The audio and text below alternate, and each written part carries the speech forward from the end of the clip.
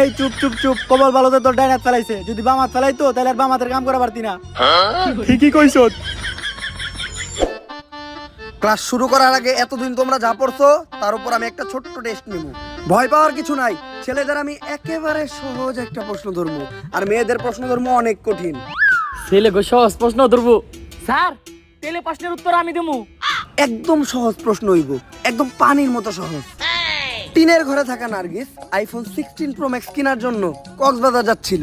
তার গাড়ির গতি ছিল 120 কিলোমিটার প্রতি ঘন্টা। ওই গাড়িটি অপর দিক থেকে আসা আরেকটি গাড়ির সাথে ধাক্কা খেলো, যেটার গতি ছিল 60 কিলোমিটার প্রতি ঘন্টা। এখন তুমি বলো নিউটনের নানির নাম কি? স্যার এটা কি সহজ প্রশ্ন ছিল? এত সহজ একটা প্রশ্ন ধরছি, এইটার উত্তর দিতে পারছ না তুই। এতদিন কি পড়ছস? উত্তর দিতে পারলি না কেন? কি পড়ছস তুই? স্যার ঠিক আছে, এবার মেয়াগো কঠিন প্রশ্ন ধরেন। কঠিন প্রশ্নই তো ধরমু, অনেক কঠিন প্রশ্ন ধরমু।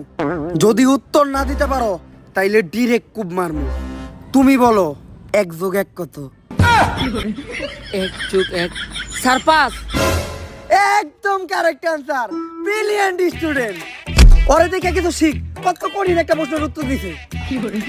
1+1 5 কেমনে হয়?